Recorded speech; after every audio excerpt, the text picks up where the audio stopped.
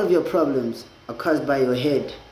So why are you looking for outside solutions to an internal problem? Good afternoon, guys. Welcome back to another video. In this video, I want to be talking to you about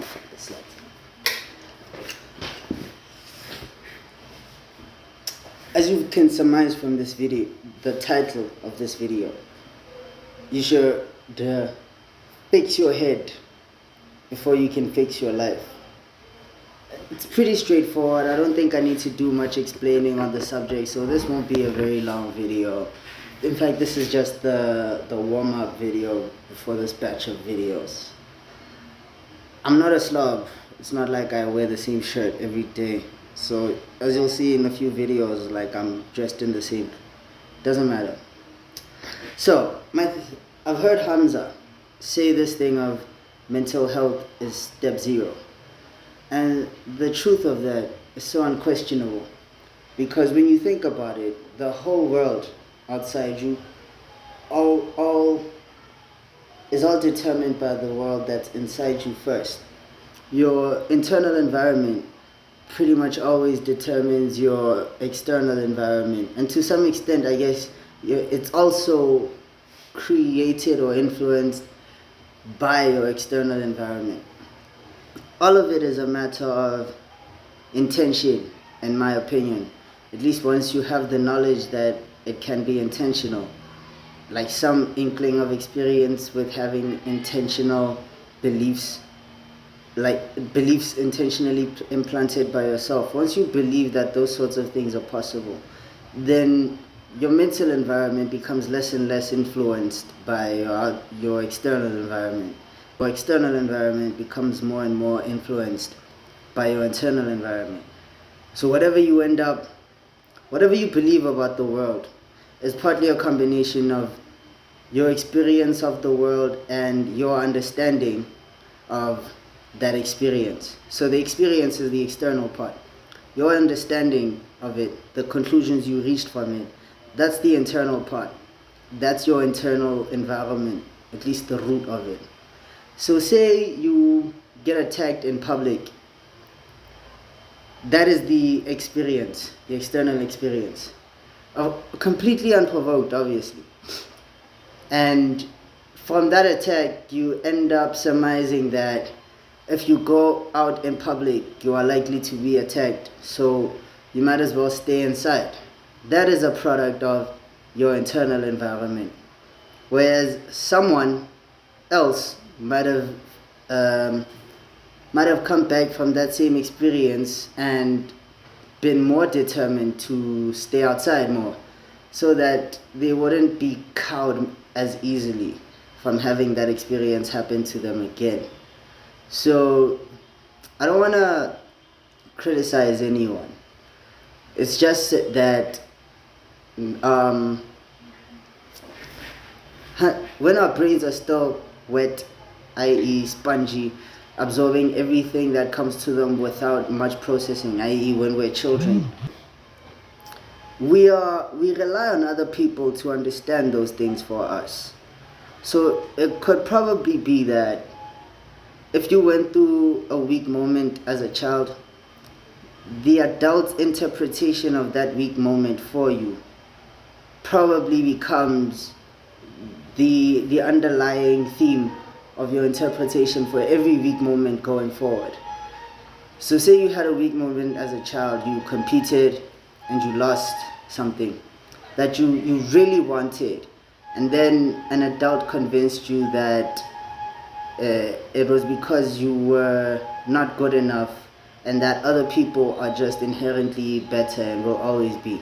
That probably stays with you well into your grown years, your teens, your adulthood.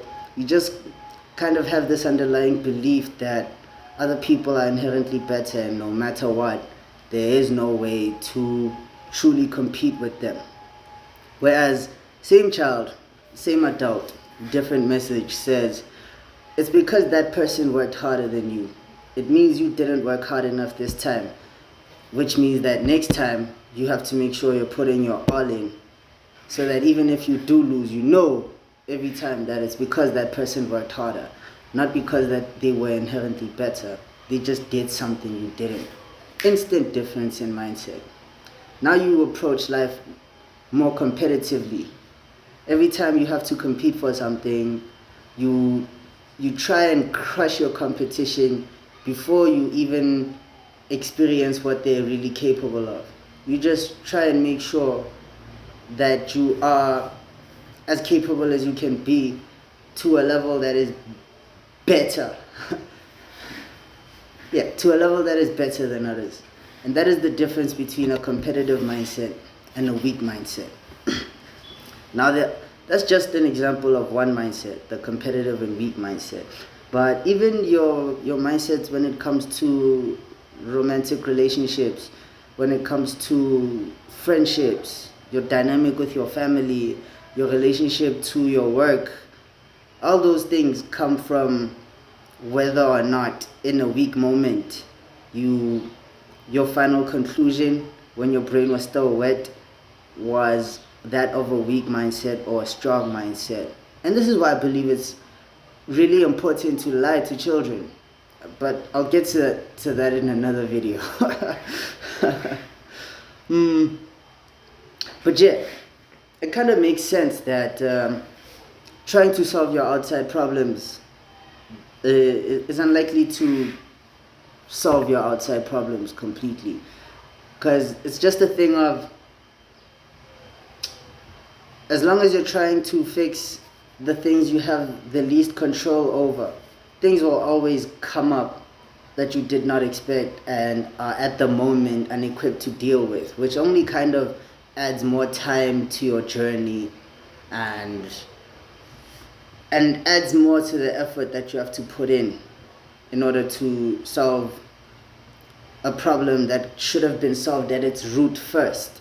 Yeah, it's kind of like chopping off the top of weeds every 2 weeks instead of just pulling the shit out at the root and knowing you won't have to deal with that root again for like another 6 months, maybe a year. Actually, I haven't timed that shit, but I guess that's another thing to observation journal. So your internal environment, that's the root. That's what you have to fix first. What you have to fix isn't the fact that you're a loser. What you have to fix is the fact that you see yourself as a loser. You gotta change your image. You need to fix what's in here before what's here can be fixed. That's the head fixing. This is turning into a much longer video than I anticipated. But yeah, I guess that's another facet of fixing your head, fixing your life. If you're constantly broke even though you earn lots of money, it's not because you don't earn enough money, it's because you can't live minimally, or you can't live within your means. Or it's because you can't even grow your income to a point where your current level of no, I'm losing tangent. I think even that, no. You would still have the same problem. Like, no matter how much money you made, if you could make $1 billion a week, if you're the kind of person who's just irresponsible with their money and reckless, you will be broke all the time, or at least eventually. But since this problem of money will be there regardless of what you do about the money, why don't you just learn your own, why don't you just fix your own perception of money? Stop seeing it as something to be so carelessly spent or to be so reckless with. And honestly, I'm not really the person to come to for mindsets about money yet. I myself have had very poor mindsets about money pretty much my whole life. It's only recently I'm learning any kind of financial discipline. So maybe that's why this example occurred to me now. It's kind of me lecturing myself. A lot of these videos could be considered that, since I'm only teaching you things that I wish I'd known sooner. Yeah, or that I wish I'd known before making critical mistakes in my life. Because like my audience isn't really just people younger than me. My audience is people who, I feel like a lot of young guys can relate. Yeah, a lot of young guys, maybe some nerds. Yeah, but young guys in general, I feel like I talk about shit we can relate about that we don't really talk about as much as we should, honestly. But again, I'm losing tangent. Yeah. All of your problems are caused by your head. So why are you looking for outside solutions to an internal problem? Okay, yeah, that's gonna be the intro to this video. The punchline.